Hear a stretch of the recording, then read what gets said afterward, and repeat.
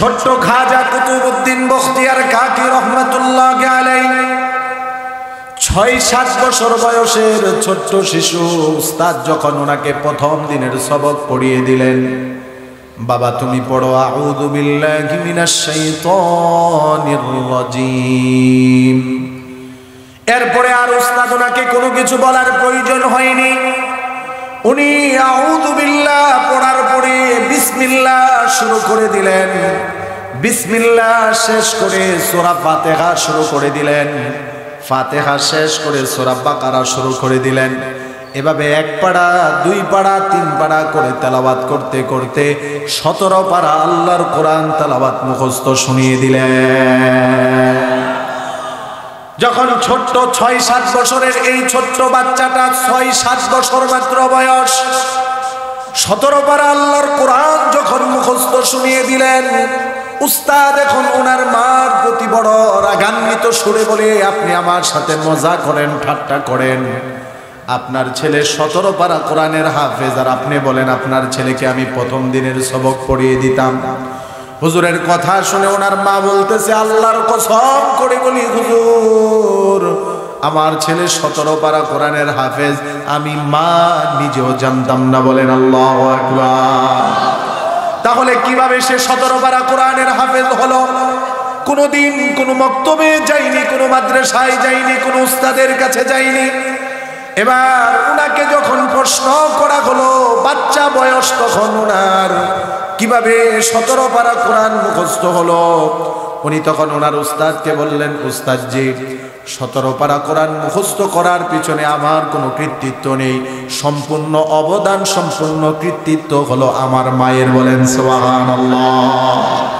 মা বলে, বাবা আমার কি কৃতিত্ব, কিভাবে আমি তোমাকে 17 পারা কোরআন মুখস্থ করালাম? এবার ছোট্ট ছেলে মার দিকে তাকিয়ে বলে, ও মা, আমি যখন তোমার গর্ভে ছিলাম, আল্লাহ যখন আমার মধ্যে প্রাণ সঞ্চার করে দিয়েছেন, তখন থেকে মা আমি যখন আমাকে আল্লাহ প্রাণ দিয়েছেন, আমি তোমার গর্ভে থেকে থেকে তোমার জবানে কোরআন তেলাওয়াত শুনেছি। আল্লাহু আকবার বলেন। ওগো মা, আমি যখনই আমার মধ্যে আল্লাহ তাআলা প্রাণ সঞ্চার করেছেন, তখন থেকেই আমি তোমার জবান থেকে কোরআন তেলাওয়াত শুনেছি। ওগো মা, তুমি সাংসারিক কাজ করতে তোমার জবানে কোরআন তেলাওয়াত চালু থাকতো। ও মা, তুমি শুয়ে থাকতে তোমার জবানে কোরআন তেলাওয়াত চালু থাকতো। ওগো মা, আমি দেখতাম প্রায় সময় তুমি কোরআন তেলাওয়াত করতে। শুধুমাত্র তাই না মা, আমি জন্ম নেওয়ার পরে আমাকে তুমি দুধ পান করাতে, যখনই তুমি আমাকে দুধ পান করাতে মাগো, আমি তাকিয়ে দেখতাম তোমার জবানে আল্লাহর কোরআন তেলাওয়াত। সুবহানাল্লাহ বলেন। মা, তোমার গর্ভে থেকে তোমার দুধ পান করা অবস্থায় তোমার মুখ থেকে এত বেশি পরিমাণ কোরআন তেলাওয়াত শুনেছি। এই শুনতে শুনতে 17 পারা কোরআন আল্লাহ আমাকে মুখস্থ করিয়ে দিয়েছে। ওনারাও তো নারী ছিল, আমাদের জমানার মহিলারা, ওনারাও তো নারী, কিন্তু ওনারা ছিলেন মহিয়সী নারী। ওনারা ভালো ছিল বিদায় ওনাদের সন্তান খাজা কুতুবউদ্দিন বখতিয়ার কাকি হয়েছেন। ওই বাবারা ভালো ছিল বিদায় ওনাদের সন্তান এরকম মঈনুদ্দিন চিশতি রহমাতুল্লাহ আলাইহি হয়েছে। এখনো যদি এরকম বাবা থাকে, এখনো যদি এরকম মা হয়, ওই মা বাবার ঔরসে আল্লাহ এরকম নেককার সন্তান দান করবে। বলেন ঠিক কিনা? একটা প্রবাদ বাক্য আছে, গাই ভালো হলে দুধ ভালো হয়, দুধ ভালো হলে ঘি। এরকম আরো প্রবাদ বাক্য আমরা বলি, বাপ ভালো হলে ছেলে ভালো হয়, মা ভালো হলে জি। যদি বাবা ভালো হয় তার সন্তান ভালো হবে, মা ভালো হলে তার মেয়েও ভালো হবে। কিন্তু মা যদি পরিমণি মার্কা হয়, তার ছেলে দিনদার হবে না, হবে হিরো আলম। আজকে বড়ই দুঃখ আর আফসোস আর পরিতাপের সাথে বলি, একটা সময় ছিল মহিলাদের গর্ভে বাচ্চা আসার পরে তাদের কোরআন তেলাওয়াতের মনোযোগী বেড়ে যেত। গর্ভে বাচ্চা আসার পরে কোরআন তেলাওয়াতে বেশি সময় ওনারা কাটাতেন। আর আমাদের জমানার অনেক মহিলারা আছে যাদের গর্ভে বাচ্চা আসলে স্বামীর কাছে প্রথম আবদার করে। যদি ঘরের মধ্যে টিভি না থাকে তাহলে স্বামীর কাছে প্রথম আবদার। সময় কাটে না, সারাদিন ঘরের মধ্যে বসে থাকি, বড় একটা টিভি এনে দেন। বলেন আছে কিনা? গর্ভে বাচ্চা আসার পরে যে মহিলা স্বামীর কাছে টিভির আবদার করে, মোবাইলের আবদার করে যে ফেসবুক চালাবো, সময় কাটে না। যেই মহিলা গর্ভে বাচ্চা রেখে সারাদিন নাটক সিনেমা দেখবে, জি বাংলা আর স্টার জলসা দেখবে, তার ছেলে মেয়ে দিনদার হবে না, বলেন ঠিক কিনা? শুধুমাত্র সন্তানাদির উপর দোষারোপ, ছেলে আমার ভালো না, মেয়ে আমার ভালো না, কথা মানে না, ভুল পথে চলতেছে, তাদেরকে ভালো পথে আনা যাচ্ছে না। এদেরকে নিয়ে কথা বলার আগে আগে আমাকে নিয়ে ফিকির করা লাগবে যে আমি কতটুকু এদের হক আদায় করেছি, আমি তাদেরকে দিনদার বানানোর পিছনে কতটা অবদান আমার। খাজা কুতুবউদ্দিন বখতিয়ার কাকি রহমাতুল্লাহ আলাইহি, ওনার মা ওনাকে দিনদার বানিয়েছেন, ওনার মা ওনাকে আল্লাহর পরিচয়ে পরিচিত করিয়েছেন।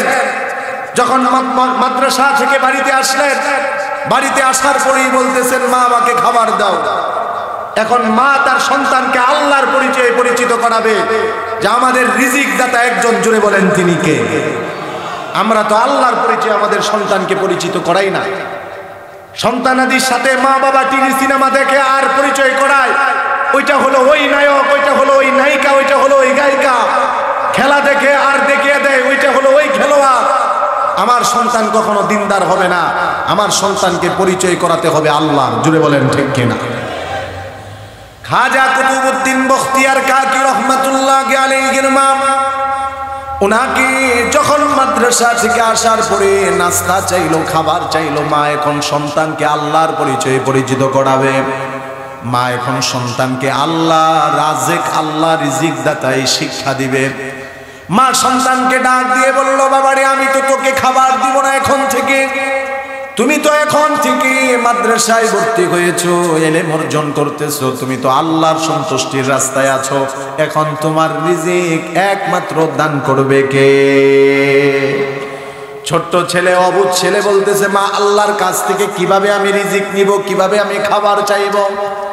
মা সন্তানকে পদ্ধতি শিখিয়ে দিল, বাবা ওযু করে আসো, যাই নামাজ বিছিয়ে দিল। মা ওযু করে আসার পরে যাই নামাজে দাঁড়িয়ে মা বলে দিল, 2 রাকাত সালাতুল হাজত আদায় করো। সালাতুল হাজত আদায় করে মা শিখিয়ে দিল, বাবা মুনাজাতে আল্লাহর কাছে যা চাওয়ার সব চাও। ছোট্ট সন্তান মুনাজাতের মধ্যে আল্লাহর কাছে চাইতে লাগলো। মা কৌশল অবলম্বন করে রুটি বানিয়ে নাস্তা তৈরি করে যাই নামাজের পাশে রেখে দিল। মোনাজাত শেষ করে যাই নামাজ যখন উঠাই, নাস্তা তৈরি দেখতে পাই, আর মা তার সন্তানকে বলে, বাবা যে আল্লাহর কাছে চেয়েছো ওই আল্লাহ রিজিকের ব্যবস্থা করে দিয়েছে। মিনাশ শাইতানির রাজিম। বিসমিল্লাহির রহমানির রহিম।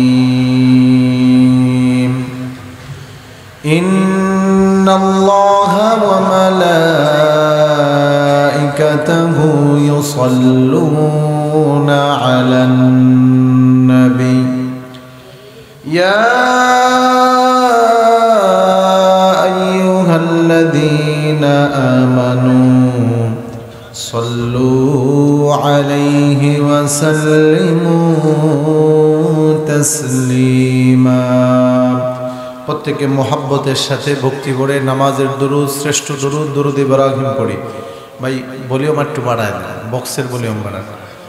আল্লাহুম্মা সাল্লি আলা মুহাম্মাদিন ওয়া আলা আলি মুহাম্মাদ কামা সাল্লাইতা আলা ইব্রাহিম ওয়া আলা আলি ইব্রাহিম ইন্নাকা হামিদুম মাজিদ। আল্লাহুম্মা বারিক আলা মুহাম্মাদ ওয়া আলা আলি মুহাম্মাদ কামা বারাকতা আলা ইব্রাহিম ওয়া আলা আলি ইব্রাহিম ইন্নাকা হামিদুম মাজিদ। আলহামদুলিল্লাহ। বাংলাদেশের ঐতিহ্যবাহী জেলা ময়মনসিংহ জেলার খাগড়া দাপুনিয়া বাইতুল জান্নাত হাফিজিয়া মাদ্রাসার উদ্যোগে বার্ষিক ইসলামী সম্মেলন। আজকের এই ইসলামী মহাসম্মেলনের শ্রদ্ধাভাজন সম্মানিত সভাপতি উস্তাদুল আসাতিজা আল্লামা খালেদ সাইফুল্লাহ সাদি দামাত বরকাতুহুল আলিয়া। আজকের এই মাহফিলের সহ সভাপতি হযরত মাওলানা জাহাঙ্গীর আলম সাহেব দামাত বরকাতুহুল আলিয়া। আজকের এই মাহফিলের আমন্ত্রিত হযরত উলামায়ে কেরাম, আমার সামনে উপবিষ্ট আছেন আমার পিতৃতুল্য মুরব্বী বাবারা, সমবয়স্ক কলিজার টুকরা যুবক ভাইয়েরা, পর্দার আড়ালে শ্রদ্ধেয় সম্মানিতা মা এবং বোনেরা। শুরুতেই মহান আল্লাহ পাক রব্বুল আলামিনের আলিশান দরবারে লাখো কোটি শুকরিয়া যে আল্লাহ মহিয়ান গরিয়ান আমাদের সকলকে অন্ধকারাচ্ছন্ন পৃথিবীর সমস্ত অন্ধকার থেকে, জুলুমাত থেকে, অমানিসা থেকে বের করে গুনাহে ভরপুর পাপ পঙ্কিলতায় পরিপূর্ণ এই সমাজের সব ধরনের ফিতনা থেকে আমাদেরকে মুক্ত করে কোরআন এবং হাদিসের মাহফিলে উলামায়ে কেরামের মজলিসে তথা জান্নাতের বাগানে গভীর রজনীতে, শীতের রজনীতে এসে দীর্ঘ সময় ধরে এভাবে বসে থাকার তৌফিক যে আল্লাহ দান করেছেন, এতে আপনারা খুশি না বেজার, কম না বেশি? হৃদয়ের সবটুকুন ভালোবাসা উজাড় করে আল্লাহ পাকের শেখানো ভাষায় তারই দেওয়া জবান দিয়ে, শক্তি দিয়ে কালিমাতুশ শুকর আদায় করে উচ্চ আওয়াজে সকলে বলছি আলহামদুলিল্লাহ। এই যে আমরা এখানে এসেছি, দীর্ঘ সময় ধরে বসে রয়েছি, আমাদের প্রতি যিনি খুশি হয়েছেন তিনি কে? জোরে বলেন কে? আর আমাদের প্রতি সবচেয়ে নারাজ হয়েছে কে? গিনার সাথে কে? শুধু শয়তান না, শয়তানের অনুসারী কিছু মানুষও আছে যারা এই সমস্ত কোরআন হাদিসের মাহফিল সহ্য করতে পারে না। দেখবেন সমাজের এমন কিছু নামদারি মুসলমান আছে, ওরা নাটক সিনেমা নিয়ে কোনো আপত্তি নেই, যাত্রাপালা নিয়ে কোনো আপত্তি নেই, কিন্তু কুলাঙ্গারের কাছে মাহফিল নিয়ে আপত্তি আছে। বলেন ঠিক কিনা? এরকম আপত্তি তুলে এত মাহফিল দিয়ে লাভ কি? এত মাহফিল হয়ে লাভ কি? আমি বলি এত মাহফিল হয়ে লাভ কি? এই মাহফিলগুলো হওয়ার কারণে এখনো সুদখোরের সংখ্যা কম। এই কোরআন হাদিসের মাহফিলগুলো হওয়ার কারণে এখনো ঘুষখোরের সংখ্যা কম, এখনো দুর্নীতিবাজ জালেমের সংখ্যা কম, বেনামাজি বেপরদা নারীর সংখ্যা কম। আল্লাহর কসম, মাহফিল যেদিন থেকে হবে না, কোরআন হাদিসের আলোচনা যেদিন থেকে হবে না, মসজিদের মিম্বার থেকে ইমাম সাহেব, খতিব সাহেব হকের কথাগুলো যেই দিন থেকে না বলবে, ঘরে ঘরে সুদখোর ভরে যাবে, ঘরে ঘরে ঘুষখোর ভরে যাবে, দুর্নীতিবাজ জালেমে দেশ ভরে যাবে, বেনামাজি বেপরদা নারীতে ভরে যাবে। বলেন ঠিক কিনা? ওদের চোখে আঙ্গুল দিয়ে আমরা দেখিয়ে দিতে চাই সমাজের এই পরিবর্তন হচ্ছে কোরআন হাদিসের আলোচনার দ্বারা। ঠিক কিনা? মানুষ তো পশু হয়ে যেত, কিন্তু কোরআন হাদিসের আলোচনার দ্বারা মানুষের মনুষ্যত্ব এখনো আছে। ঠিক কিনা? মানবের মানবতা এখনো আছে। এজন্য কোরআন হাদিসের ছায়াতলে আসতে হবে। নারাজ হবে শয়তান, তার অনুসারীরা আমাদের প্রতি নারাজ হবে, কিন্তু তাদের নারাজে গিয়ে আমাদের কি কোনো বিষয়ে আসে যায়? তাদের দিকে আমাদের কোনো খেয়াল থাকবে না। আমরা সন্তুষ্টি অর্জন করব কার? জোরে বলেন কার? শয়তান অনেকভাবে আমাদেরকে ধোঁকা দিয়েছে, অনেক চেষ্টা করেছে যাতে এখানে আমরা না আসি, কিন্তু শয়তানের নাপাক গালে জুতা মেরে দিয়ে আমরা এখানে এসে পড়েছি। এখনো শয়তান চেষ্টা করবে দু চারজনকে মোনাজাতের আগে নিয়ে এখান থেকে উঠাতে পারে। যদি শয়তান উঠাতে পারে, শয়তান সফল। এখন বলেন আমরা খুশি করব কাকে? শয়তানকে না আল্লাহকে? ব্যস্ততা আমাদের শেষ হবে না। এই ব্যস্ততার মধ্যেই আমার আখেরাত আমাকে তৈয়ার, আমাকে প্রস্তুত করা লাগবে। ঠিক কিনা বলেন? বুখারীর বর্ণনা, আল্লাহর রাসূল বলেন মানুষের ব্যস্ততা এটা শেষ হবে না। লাউ আন্না লিকুল্লি ইবনে আদম ওয়াদিয়াম মিন যাহাব, নবীজি বলেন প্রত্যেকটা মানুষের যদি একটা করে স্বর্ণের পাহাড়ও হয়, লা হাব্বা আইয়াকুনা ওয়াদিয়ান, তারপরেও সে চাইবে তার আরেকটা স্বর্ণের পাহাড় হোক। ওয়ালা ইয়ামলা আফামুল ইনসান, মানুষের মুখ এটা কোনো কিছুতে ভরবে না, ইল্লা তুরাব, একমাত্র মাটি পারবে মানুষের মুখকে ভরে দিতে। ঠিক কিনা? মরার আগ পর্যন্ত ব্যস্ততা শেষ হবে না। সামান্য 8,000 10,000 টাকা বেতনে চাকরি করে সে এমন ব্যস্ততার বাপ ধরে, তার কাছে ফরজ নামাজ পড়ার সময় নেই। ঠিক কিনা? ছোট্ট একটা চাষকলের মালিক, সেও এত ব্যস্ততা দেখায়, সে বুঝায় যে আমার নামাজ পড়ার টাইম নেই, জুমা পড়ারও সুযোগ তার হয় না। বলেন আছে কি না? শত ব্যস্ততার মধ্যেও দুনিয়ার মাঝখান থেকে আমাকে আমার আখেরাত তৈয়ার করে লাগবে। একটা সময় ছিল শত ব্যস্ততার মধ্যে থাকার পরেও দুনিয়ার ব্যস্ততা আল্লাহর বান্দাদেরকে আল্লাহর স্মরণ থেকে গাফেল আর উদাসীন করে রাখতে পারে। এখনো দিল্লি শহরে কুতুব মিনার জিনার নামে দাঁড়িয়ে আছে খাজা কুতুবউদ্দিন বখতিয়ার কাকি রহমতুল্লাহি আলাইহি। খাজা কুতুবউদ্দিন বখতিয়ার কাকি রহমতুল্লাহি আলাইহি তাজকিরাতুল আউলিয়ার মধ্যে আল্লামা ফরিদউদ্দিন আত্তার রহমতুল্লাহি আলাইহি উল্লেখ করেন, উনি ছোট্টকালে যখন ওনার বয়স 6 বছর 7 বছর, ওনার মা তাকে মাদ্রাসায় মক্তবে নিয়ে আসছে। ওনার মা তাকে যখন মক্তবে মাদ্রাসায় নিয়ে আসছে, আসার পরে হুজুরকে বলতেছে, হুজুর আমার ছেলেটাকে আমি হাফেজে কোরআন বানাবো, আমার ছেলেটাকে আমি আলেম বানাবো, আমার ছেলেটাকে আপনি প্রথম সবক পড়িয়ে দেন, মুখস্থ করিয়ে দেন। ছোট্ট খাজা কুতুবউদ্দিন বখতিয়ার কাকি রহমতুল্লাহি আলাইহি 6-7 বছর বয়সের ছোট্ট শিশু উস্তাদ যখন ওনাকে প্রথম দিনের সবক পড়িয়ে দিলেন, বাবা তুমি পড়ো আউযু বিল্লাহি মিনাশ শাইতানির রাজীম। এরপরে আর উস্তাদ ওনাকে কোনো কিছু বলার প্রয়োজন হয়নি, উনি আউযু বিল্লাহ পড়ার পরে বিসমিল্লাহ শুরু করে দিলেন। বিসমিল্লাহ শেষ করে সূরা ফাতিহা শুরু করে দিলেন, ফাতিহা শেষ করে সূরা বাকারা শুরু করে দিলেন। এভাবে 1 পারা 2 পারা 3 পারা করে তেলাওয়াত করতে করতে 17 পারা আল্লাহর কোরআন তেলাওয়াত মুখস্থ শুনিয়ে দিলেন। যখন ছোট্ট 6-7 বছরের এই ছোট্ট বাচ্চাটা 6-7 বছর মাত্র বয়স, 17 পারা আল্লাহর কোরআন যখন মুখস্থ শুনিয়ে দিলেন, উস্তাদ এখন ওনার মার প্রতি বড় রাগান্বিত সুরে বলে, আপনি আমার সাথে মজা করেন, ঠাট্টা করেন, আপনার ছেলে 17 পারা কোরআনের হাফেজ, আর আপনি বলেন আপনার ছেলেকে আমি প্রথম দিনের সবক পড়িয়ে দিতাম।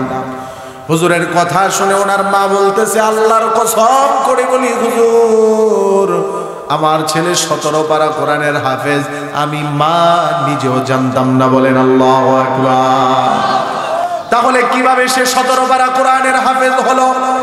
কোনোদিন কোনো মক্তবে যায়নি, কোনো মাদ্রাসায় যায়নি, কোনো উস্তাদের কাছে যায়নি। এবার উনাকে যখন প্রশ্ন করা হলো, বাচ্চা বয়স তখন ওনার, কিভাবে 17 পারা কোরআন মুখস্থ হলো, উনি তখন ওনার উস্তাদকে বললেন, উস্তাদজি 17 পারা কোরআন মুখস্থ করার পিছনে আমার কোনো কৃতিত্ব নেই, সম্পূর্ণ অবদান, সম্পূর্ণ কৃতিত্ব হলো আমার মায়ের। বলেন সুবহানাল্লাহ। মা বলে, বাবা আমার কি কৃতিত্ব, কিভাবে আমি তোমাকে 17 পারা কোরআন মুখস্থ করালাম? এবার ছোট্ট ছেলে মার দিকে তাকিয়ে বলে, ও মা, আমি যখন তোমার গর্ভে ছিলাম, আল্লাহ যখন আমার মধ্যে প্রাণ সঞ্চার করে দিয়েছেন, তখন থেকে মা, আমি যখন আমাকে আল্লাহ প্রাণ দিয়েছেন, আমি তোমার গর্ভে থেকে থেকে তোমার জবানে কোরআন তেলাওয়াত শুনেছি। আল্লাহু আকবার বলেন। ওগো মা, আমি যখনই আমার মধ্যে আল্লাহ তাআলা প্রাণ সঞ্চার করেছেন, তখন থেকেই আমি তোমার জবান থেকে কোরআন তেলাওয়াত শুনেছি। ওগো মা, তুমি সাংসারিক কাজ করতে তোমার জবানে কোরআন তেলাওয়াত চালু থাকতো। ও মা, তুমি শুয়ে থাকতে তোমার জবানে কোরআন তেলাওয়াত চালু থাকতো।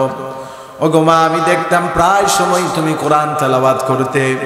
শুধুমাত্র তাই না মা, আমি জন্ম নেওয়ার পরে আমাকে তুমি দুধ পান করাতে, যখনই তুমি আমাকে দুধ পান করাতে, মাগো আমি তাকিয়ে দেখতাম তোমার জবানে আল্লাহর কোরআন তেলাওয়াত। সুবহানাল্লাহ বলেন। মা, তোমার গর্ভে থেকে তোমার দুধ পান করা অবস্থায় তোমার মুখ থেকে এত বেশি পরিমাণ কোরআন তেলাওয়াত শুনেছি। এই শুনতে শুনতে 17 পারা কোরআন আল্লাহ আমাকে মুখস্থ করিয়ে দিয়েছে। ওনারাও তো নারী ছিল, আমাদের জমানার মহিলারা, ওনারাও তো নারী, কিন্তু ওনারা ছিলেন মহিয়সী নারী। ওনারা ভালো ছিল বিদায় ওনাদের সন্তান খাজা কুতুবউদ্দিন বখতিয়ার কাকি হয়েছেন।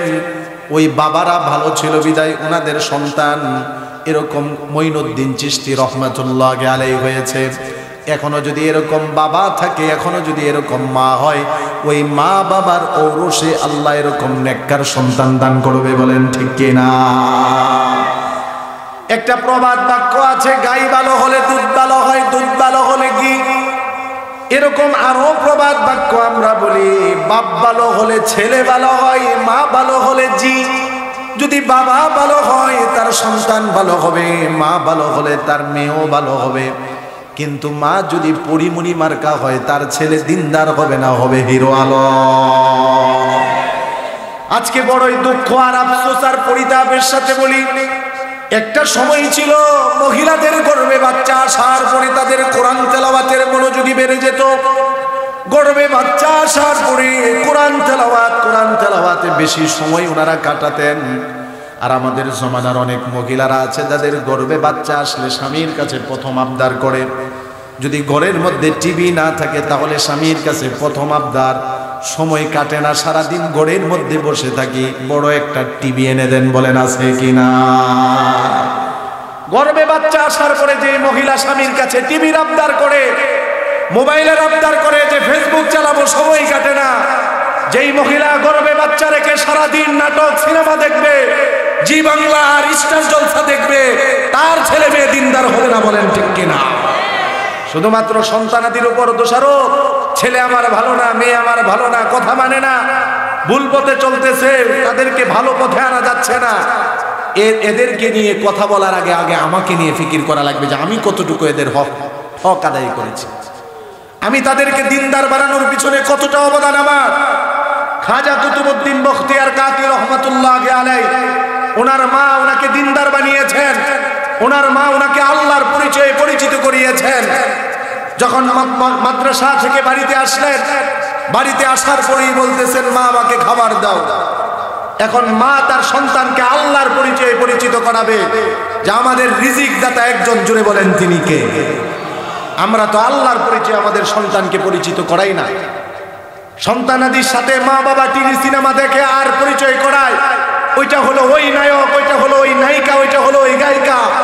খেলা দেখে আর দেখিয়ে দেয়, ওইটা হলো ওই খেলোয়াড়। আমার সন্তান কখনো দিনদার হবে না, আমার সন্তানকে পরিচয় করাতে হবে আল্লাহ, জুড়ে বলেন ঠিক কিনা? খাজা কুতুবউদ্দিন বখতিয়ার কাকি রহমাতুল্লাহ আলাইহির মা, ওনাকে যখন মাদ্রাসা থেকে আসার পরে নাস্তা চাইলো, খাবার চাইলো, মা এখন সন্তানকে আল্লাহর পরিচয়ে পরিচিত করাবে। মা এখন সন্তানকে আল্লাহ রাজেক, আল্লাহ রিজিক দাতাই শিক্ষা দিবে। মা সন্তানকে ডাক দিয়ে বলল, বাবারে আমি তো তোকে খাবার দিব না এখন থেকে, তুমি তো এখন থেকে মাদ্রাসায় ভর্তি হয়েছো, ইলম অর্জন করতেছো, তুমি তো আল্লাহর সন্তুষ্টির রাস্তায় আছো, এখন তোমার রিজিক একমাত্র দান করবে কে? ছোট্ট ছেলে, অবুঝ ছেলে বলতেছে, মা আল্লাহর কাছ থেকে কিভাবে আমি রিজিক নিব, কিভাবে আমি খাবার চাইব? মা সন্তানকে পদ্ধতি শিখিয়ে দিল, বাবা ওযু করে আসো, যাই নামাজ বিছিয়ে দিল। মা ওযু করে আসার পরে যাই নামাজে দাঁড়িয়ে মা বলে দিল, 2 রাকাত সালাতুল হাজত আদায় করো। সালাতুল হাজত আদায় করে মা শিখিয়ে দিল, বাবা মুনাজাতে আল্লাহর কাছে যা চাওয়ার সব চাও। ছোট্ট সন্তান মুনাজাতের মধ্যে আল্লাহর কাছে চাইতে লাগলো। মা কৌশল অবলম্বন করে রুটি বানিয়ে নাস্তা তৈরি করে যাই নামাজের পাশে রেখে দিল। মোনাজাত শেষ করে যাই নামাজ যখন উঠাই, নাস্তা তৈরি দেখতে পাই, আর মা তার সন্তানকে বলে, বাবা যে আল্লাহর কাছে চেয়েছো ওই আল্লাহ রিজিকের ব্যবস্থা করে দিয়েছে। এভাবে প্রতিদিন আল্লাহর পরিচয়ে সন্তানকে পরিচিত করায়। একদিনের ঘটনা, মা বেড়াতে গিয়েছে, আসতে দেরি হয়ে গিয়েছে। মা রাস্তার মধ্যে চোখের পানি ছেড়ে দিয়ে কাঁদে, আল্লাহ এতদিন মেহনত করে কষ্ট করে আমার সন্তানটাকে আল্লাহ আপনার পরিচয় আমি পরিচিত করিয়েছি, আজকে তো আমি বাড়িতে ফিরতে দেরি হয়ে যাচ্ছে, যদি আমি প্রতিদিনের মতো নাস্তা তৈরি করে না রাখি আমার সন্তানের বিশ্বাস ভেঙে যাবে, তার আকীদা নষ্ট হয়ে যাবে। ওগো আল্লাহ, আমি মার মেহনতকে তুমি নষ্ট করে দিও না। খাজা কুতুবউদ্দিন বখতিয়ার কাকি রহমাতুল্লাহ আলাইহির মা যখন এভাবে আল্লাহর কাছে ফরিয়াদ করে বাড়িতে আসলেন, আসার পরে দেখলেন ছেলেটা ঘুমিয়ে রয়েছে। মা মনে মনে চিন্তা করতে লাগলো, আহারে খাবার না পেয়ে পেটে ক্ষুধা নিয়ে আমার কলিজার সমস্ত টুকরা সন্তান হয়তো ঘুমিয়ে পড়েছে। মা তাড়াতাড়ি নাস্তা তৈরি করে সন্তানকে গিয়ে ডাক দিল, বাবা তাড়াতাড়ি উঠো, নাস্তা খাও। ছেলেটা ঘুম থেকে উঠে বলে, মা নাস্তা কতবার খাবো, এমন নাস্তা আল্লাহ তাআলা আজকে খাইয়েছেন, এত সুস্বাদু এত সুগ্রানের নাস্তা জীবনে কখনো খাইনি। উনি এতদিন চেষ্টা করেছে আল্লাহর পরিচয়ে পরিচিত করাতে, এজন্য মা চেষ্টা করেছে, একদিন মা পারিনি, আল্লাহ কুদরতি ভাবে ব্যবস্থা করে দিয়েছে। সুবহানাল্লাহ। খাজা কুতুবউদ্দিন বখতিয়ার কাকি রহমাতুল্লাহি আলাইহি অনেক বড় আল্লাহর ওলি ছিলেন, বুজুর্গ ছিলেন। ইন্তেকালের আগে উনি ওনার শাগরেদদেরকে ওসিয়ত করলেন, আমার মৃত্যুর পরে যদি তোমরা 4 গুণওয়ালা কোনো ব্যক্তিকে পাও তাহলে তাকে দিয়ে আমার জানাজা পড়াবে, আর যদি 4 গুণওয়ালা কোনো ব্যক্তি না পাও তাহলে আমার জানাজার দরকার নেই, বিনা জানাজায় তোমরা আমাকে কবরে রেখে দিবে। খাজা কুতুবউদ্দিন বখতিয়ার কাকি রহমাতুল্লাহি আলাইহির ইন্তেকালের পর পুরা দিল্লি শহরের মধ্যে আলান হয়ে গেল, ও দিল্লিবাসী শুনেছ, তোমরা শুনেছ আল্লাহর বড় ওলি খাজা কুতুবউদ্দিন দুনিয়া থেকে বিদায় নিয়ে চলে গেছে। এই আলান শোনার পরে দিল্লি শহরের সমস্ত মানুষগুলো দৌড়িয়ে আসতে লাগলো আল্লাহর ওলির জানাজা পড়ার জন্য। সবাই চতুর্দিক হতে ছুটে আসতে লাগলো। জানাজা তৈরি করা হলো, জানাজা তৈয়ার, হাজার হাজার মানুষের উপস্থিতি। কে জানাজা পড়াবে? এখন একজন শাগরেদ দাঁড়িয়ে বলতেছে, হুজুর ইন্তেকালের আগে বলেছিল যে লোক 4 গুণে গুণান্বিত হবে ওই লোকের মাধ্যমে আজকে হুজুরের জানাজা পড়ানো হবে। আর হুজুর এটাও বলেছে যদি 4 গুণওয়ালা কোনো ব্যক্তি না পাওয়া যায় তাহলে বিনা জানাজায় যেন হুজুরকে কবরে রেখে দেওয়া হয়। সবাই চাতক পাখির মতো তাকিয়ে আছে, 4 গুণ, কোন 4টা গুণ দেখে আমার মধ্যে আছে কিনা। যদি আমার মধ্যে এই 4টা গুণ থাকে তাহলে তো আজকে আমি আল্লাহর ওলির জানাজা পড়ানোর সৌভাগ্য অর্জন করতে পারবো। 1 নাম্বার গুণ এবার ঘোষণাকারী বলতেছে, হুজুর বলেছে ওই ব্যক্তি আজকে হুজুরের জানাজা পড়াবে। 1 নাম্বার গুণ হলো যেই ব্যক্তি জীবনে কখনো নামাজ ফরজ হওয়ার পরে তাকবীরে উলা জীবনে কখনো ছোটেনি। বলেন আল্লাহু আকবার। সাধারণ গুণ না কিন্তু এটা, নামাজ ফরজ হওয়ার পরে তাকবীরে উলা কখনো তার ছোটেনি। প্রথম গুণের কথা যখন বলা হলো, শত শত হাজার হাজার মানুষের মধ্য থেকে সবার মাথাটা নিচের দিকে পড়ে গেল। অতীত জীবন নিয়ে সবাই চিন্তা করতে লাগলো। প্রত্যেক ব্যক্তি তার অতীত জীবনে ফিরে গেল, কি করলাম জীবনটাতে, কতদিন নামাজ আদায় করেছি, কতদিন নামাজ ছেড়েছি, কতদিন তাকবীরে উলা ধরেছি, কতদিন তাকবীরে উলা ছেড়েছি। অতীত জীবন নিয়ে সবাই চিন্তায় পড়ে গেল। অতীত জীবন নিয়ে ভাবতে ভাবতে অনেকের চোখে পর্যন্ত পানি চলে আসলো, জীবনটা কোন কাজে ব্যয় করলাম। খাদেম এবার 2 নাম্বার গুণের কথা উল্লেখ করে ওই ব্যক্তি আজকে হুজুরের জানাজা পড়াবে যে ব্যক্তির জীবনে কখনো তাহাজ্জুদের নামাজ ছুটেনি। খাদেম এবার 3 নাম্বার গুণের কথা বলে ওই ব্যক্তি আজকে হুজুরের জানাজা পড়াবে যেই ব্যক্তি কোনদিন আসরের পূর্বের 4 রাকাত সুন্নত নামাজ ছাড়েনি। আল্লাহু আকবার বলেন। আসরের পূর্বের 4 রাকাত সুন্নত নামাজ, এটা কিন্তু সুন্নতে মুআক্কাদা নয়, সুন্নতে গায়রে মুআক্কাদা। পড়লে সওয়াব আছে, না পড়লে কোনো গুনাহ নেই। এবার আস্তে আস্তে মানুষের উপস্থিত মানুষের মাথাগুলো নিচের দিকে নামতে লাগলো। খাজা কুতুবউদ্দিন বখতিয়ার কাকি রহমাতুল্লাহি আলাইহির শাগরেদ বলতেছে ওই ব্যক্তি আজকে হুজুরের জানাজা পড়াবে। 74 নাম্বার গুণ হলো যেই ব্যক্তি জীবনে কখনো বেগানা নারীর প্রতি দৃষ্টি দিয়ে তার চোখের খেয়ানত করেনি। 4টা শর্তের কথা শোনার পরে সবাই মাথাটা নিচের দিকে করে অতীত জীবন নিয়ে চিন্তা করতে লাগলো আর কান্না করতে লাগলো। এটাই তো আল্লাহর ওলিদের সিফত, আল্লাহর ওলিদের গুণ তো এটাই। দুনিয়া থেকে ওনারা বিদায় নিয়ে চলে যায়, দুনিয়াবাসীদেরকে এমন মেসেজ দিয়ে যায় যে অতীত জীবন নিয়ে তারা চিন্তা করে।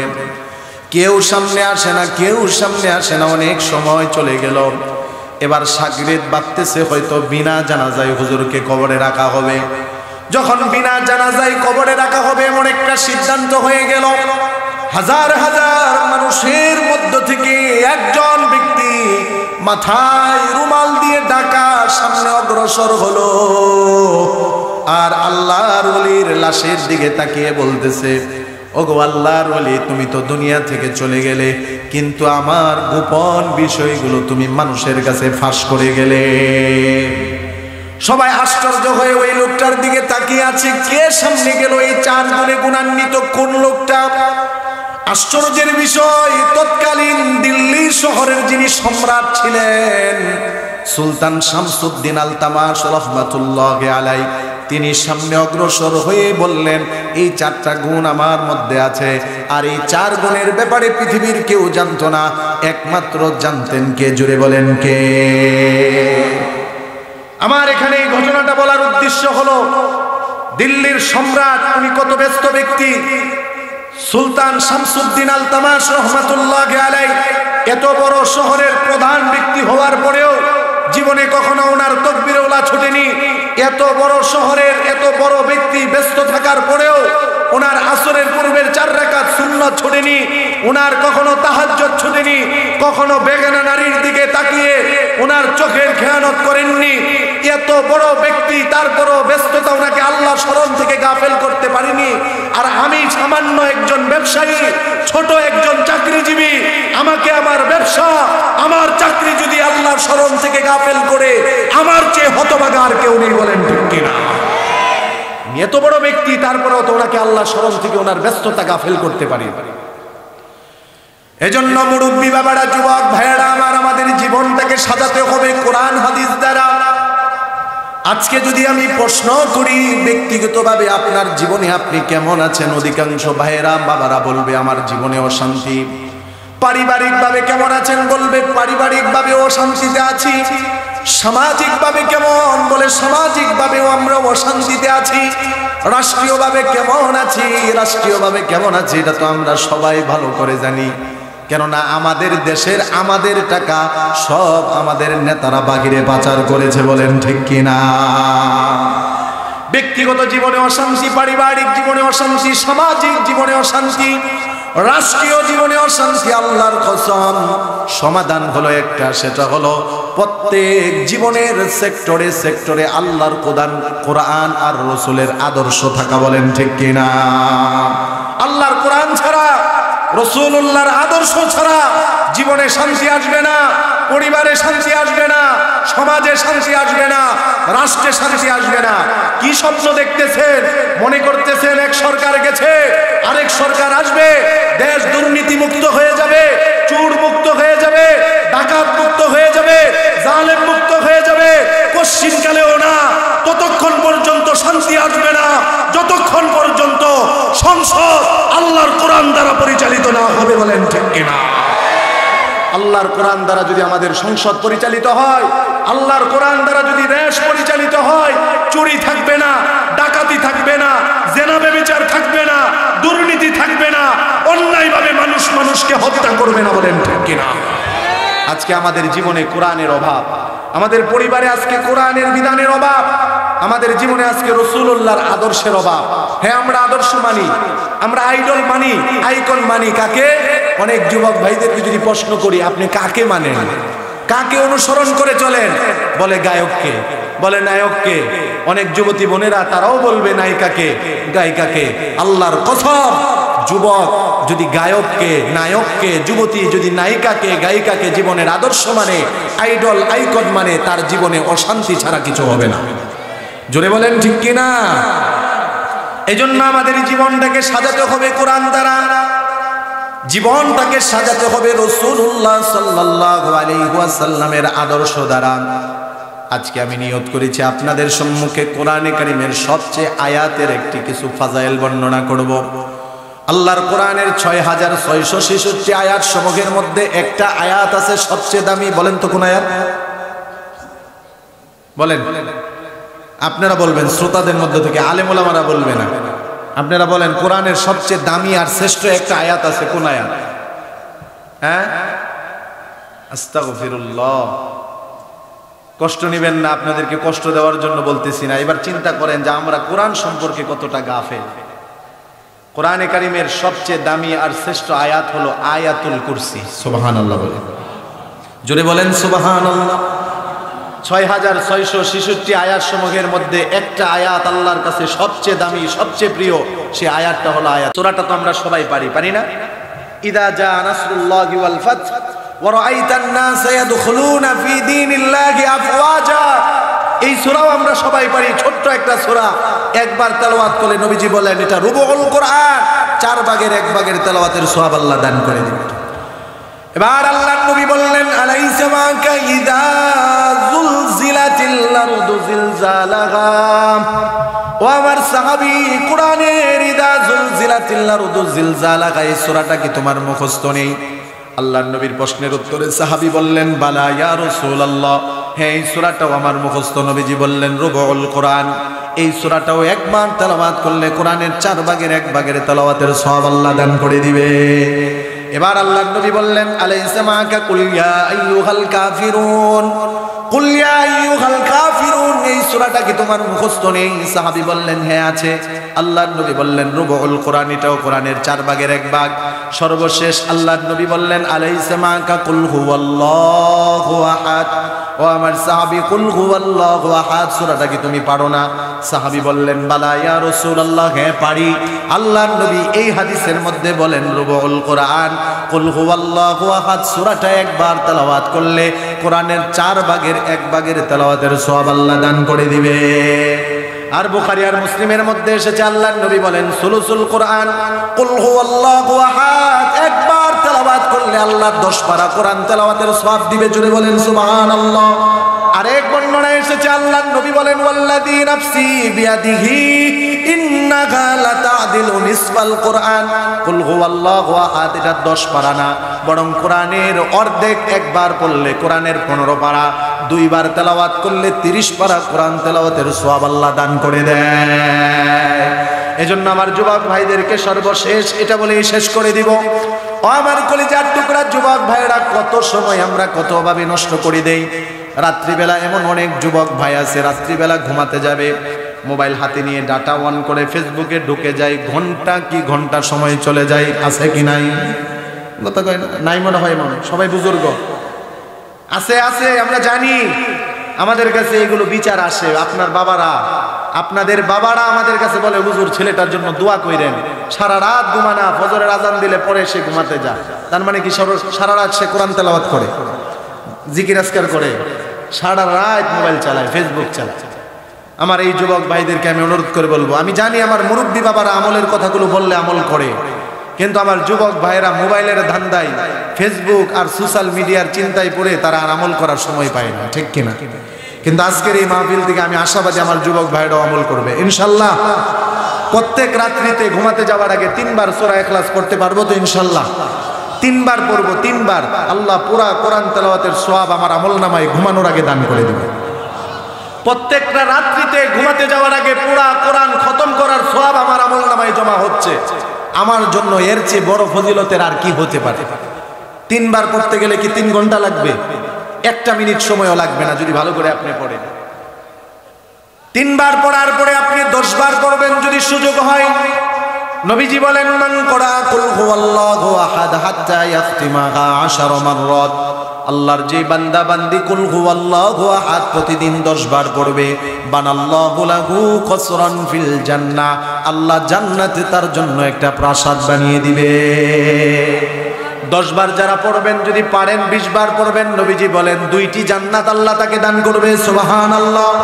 20 বার যারা পড়েন চেষ্টা করবেন 30 বার পড়ার জন্য, যদি প্রতিদিন 30 বার পড়েন, নবীজি বলেন ওমান করাহা 30 মাররা, আল্লাহর যে বান্দা বান্দি প্রতিদিন 30 বার পড়বে, বানাল্লাহু লাহু 3 কুসুরিন ফিল জান্নাহ, আল্লাহ তার জন্য জান্নাতে 3টা প্রাসাদ বানিয়ে দিবে। 100 বারের ফজিলতের আমল আছে, 100 বার পড়বেন।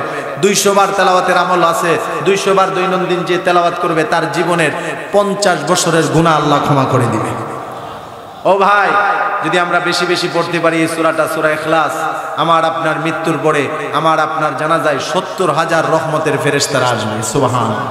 নবীজির একজন সাহাবী ছিলেন মুআবিয়া বিন মুআবিয়া রাদিয়াল্লাহু আনহু, ওনার জানাজায় 70,000 ফেরেশতা আসছে।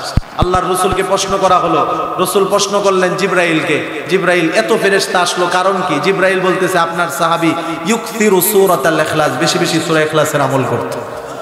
ও ভাই, দুনিয়াতে ভাইরাল হওয়ার দান্দা তো সবারই আছে, পরিচিতি বাড়ুক, চুর যদি চুরি করেও সে ভাইরাল হয়, তার দাম বেড়ে যায়, ঠিক কিনা? এই গোবিন্দগঞ্জ গিয়েছিলাম, গাইবান্ধা। এক যুবক এসে বলতেছে, হুজুর এটা কার এলাকা জানেন? আমি কই কার? কয় এটা সিদ্দিক চূড়ার এলাকা। মনে আছে সিদ্দিক চূড়া? ওই যে চুরি করে ভাইরাল হয়েছিল, ভুল হয়েছে ক্ষমা করে দেন। তো চোর নিকৃষ্ট কাজ করে ভাইরাল হয়েছে, দুনিয়াতে তার সম্মান মর্যাদা বাইরে গেছে। আমরা কি নিকৃষ্ট ভাইরাল চাই? আমরা চাইবো আমাদের সুপরিচিতি যেন আল্লাহ বাড়িয়ে দেয়। জোরে বলেন সুবহানাল্লাহ।